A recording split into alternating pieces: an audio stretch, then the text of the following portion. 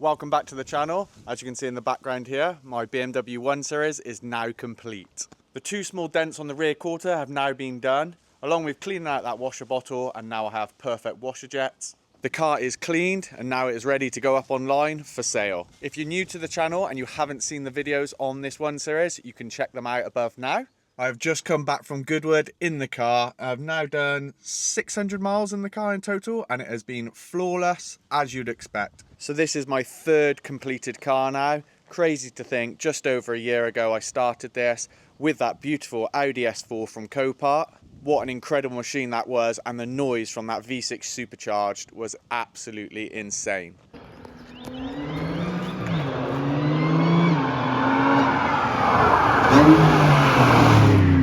Then the second car was once again another purchase through Copart, and that beautiful Porsche Cayman S. Generation 1, that flat 6, absolutely beautiful up in the rev range. The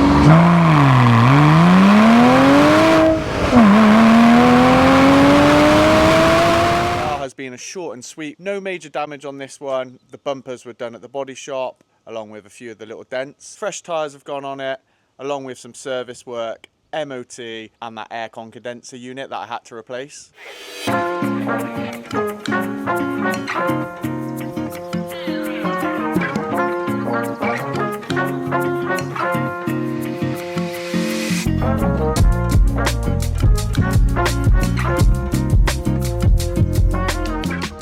So what car have I bought next? Well, I'll give you one clue, and it is not German, which is a surprise, as everything else on the channel has been German so far. Well, here we go. So here it is, my new Volvo V70.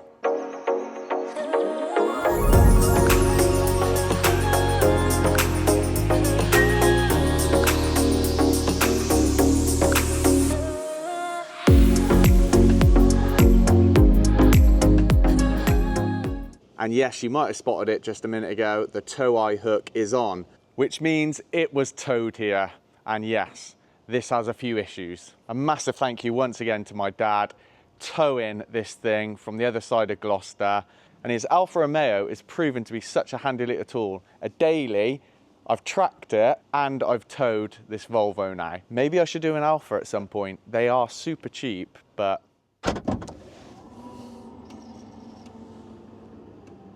so a positive of this car is that it is massive.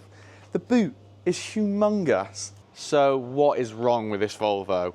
Well, a good friend of mine owned this car a couple of years ago, and then he sold it to one of his family members. It was used as a daily, and then problems have occurred since. Fixes have been done, but it got to a point literally a couple of months ago where he had one problem after another, and he's decided to just get rid of it and go for an electric car. A positive though is that it has had an engine. I have receipts of that as well, with a crazy bill, complete new bottom end, pistons, rods. The only thing that has remained from the old engine is the cylinder head and ancillaries, but the head has been reconditioned and worked before it was put onto this lock. I'm taking a bit of a gamble on this car. It had a misfire, and it sort of went away, but it's come back, and at the same time it's lost coolant. It isn't a catastrophic failure of a rod coming out the side or anything like that. It looks like, from brief check over, a coolant hose of some sort for the coolant issue, and the misfire isn't diagnosed properly yet, so let's get into it. It has got some coolant in it, a little bit, and it isn't misfiring too badly, so for a brief time I can get it in the workshop before turning it off. Oh yeah, it's definitely misfiring. Please, please fit.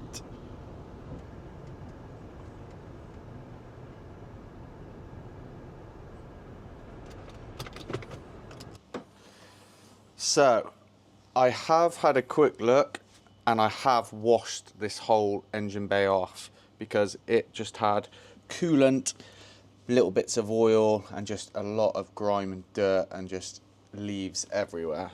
So a lot of the coolant was around this area. So that is the gearbox on the right hand side, these two coolant hoses right here.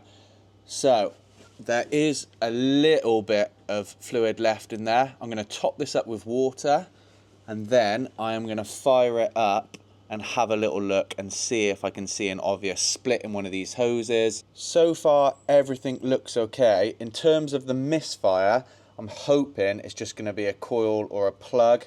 I'm praying it is not a cylinder head gasket or even worse. I've also got a little scanner. I'm going to plug that in and see what codes we've got. That may help in terms of diagnosing what that misfire is. So I've just had a little squeeze on those coolant hoses before I put that water in, and I found two hoses that aren't connected to anything. The first one being right here, and it's quite a thick corrugated plastic tube. So I'm going to have to see where that's meant to go to. And another one is right there. That little rubber teat looks like it is meant to go onto that little stub just in there, if you can see it. Could that be my misfire all along? I mean, highly unlikely. Simple fix of just two hoses.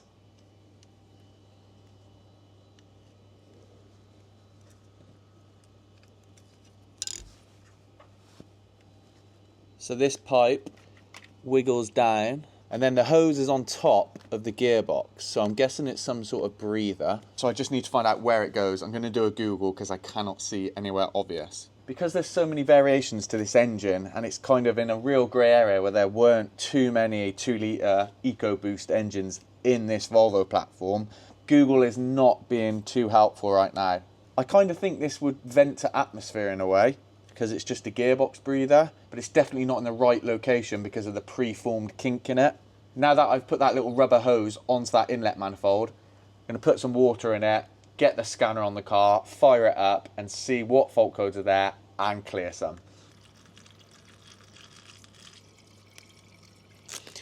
Okay, that's a pretty good sign. I mean, of course it's not a good sign losing fluids, but we're at the maximum now and I haven't used 2 litres, so it hasn't lost too much. I do know it was turned off pretty quick as well and recovered, so it hasn't been running hot with a loss of fluid. Oh no, I hear a little wee wee. Oh no.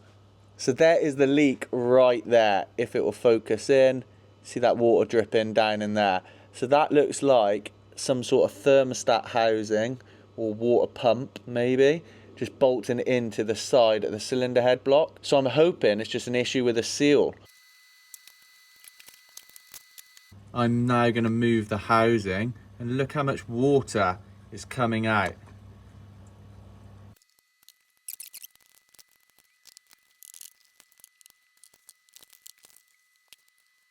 So all 4 bolts for that housing are tight. I'm just using a ratchet, but they will not go anymore. So a couple of options. One is that the bolts are being cross-threaded as they've gone in, so they feel tight, but it hasn't actually correctly mated against the cylinder head block, causing the leak. Or 2, just the gasket itself has failed, but the fact that I can wiggle that ever so slightly and get fluctuation and allow for the coolant to come out kind of makes me think it wasn't done up correctly. And to top it all off, when I moved this connector cable for this loom housing to get to the lower bolts on that housing to check, look, it's wide open here and there's corrosion inside the wires, and it looks like a couple of them right at the top here are crushed and exposed wire is there, and it is rusty as hell. So that is going to cause loads of issues with resistance and signals, and you know exactly where that loom is going in that sheathing, out to the front, up on top and right directly to our coils. So all along the misfire fault could, or one of the issues could be to do with the wiring trapped, corroded right there. So that is the housing off, 4 hoses and then a temperature sensor, and straight away here is the fault. Look at the state of that gasket. Completely deformed. No wonder it was letting so much water out. So it's a genuine Ford part. It's actually called a coolant flange. So got the little temp sensor there. There's not actually a physical stat inside here, thermostat. I've checked the part number. This is also an engine that was on a Range Rover, a Vogue apparently. So I'm learning stuff here. And I have found that you can get the gasket on its own, which is a result. So I'm going to go for that option rather than the £70 option, as there's nothing wrong with it. It's not cracked or anything. It just wasn't installed correctly. So if I put a brand new gasket on there with a nice bit of sealant, offer it up to the cylinder head block correctly and then tighten it down, we won't have any issues. This is the wiring shroud I was on about earlier, and look at the state of that. It is cut open, so that's just been chilling there. Obviously water and stuff does get in here, but normally it goes around the shuttle around the outside. But with that leaking flange, this is pretty much stuck directly underneath it. And there's a couple of chafed wires which you can't see just yet, but I'll show you them. So this is going to have to be cut right back, and then I'm going to have to assess the wiring.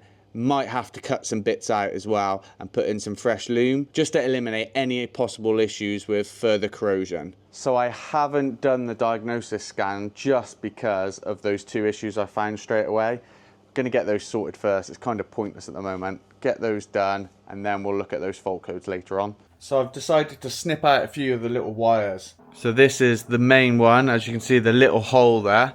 You can kind of feel when wiring's gone bad. You can give it a little bit of a wiggle, and if it doesn't feel very pliable, so at this end here, it's nice and soft, it moves about, and now I've cut it, I can see the copper cords inside, and they're nice and clean and bright. When it's gone really hard and doesn't want to flex too much, that's when you know you've got a bit of bad corrosion and water and ingress in there.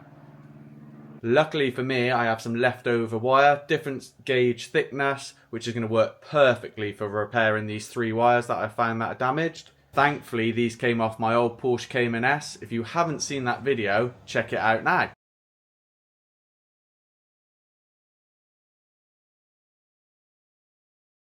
So that is the wiring done. Done the solders, heat shrink and loom tape across the whole loom, and then I've refitted that conduit sheathing, and I've put tiny little cable ties that fit neatly inside the rib, so it kind of looks a bit stealthy, but I now know it is sealed. The open face is down the bottom, and I've now tightly wound it together and secured it. So no more water ingress into this loom here. I'm now going to show you the little surprise for this car. I had the opportunity of purchasing some lovely Rotiform wheels, and I've cleaned them up and they look absolutely stunning now in the sunshine. These wheels used to be on that car many years ago and they were stored in a shed. Luckily, still had them. It is going to look so nice in the sunshine. Nice, clean, fresh wheels against that white paint. So now is the perfect time to conclude today's video. As always, thank you very much for watching. Stay safe, and I'll catch you on the next one.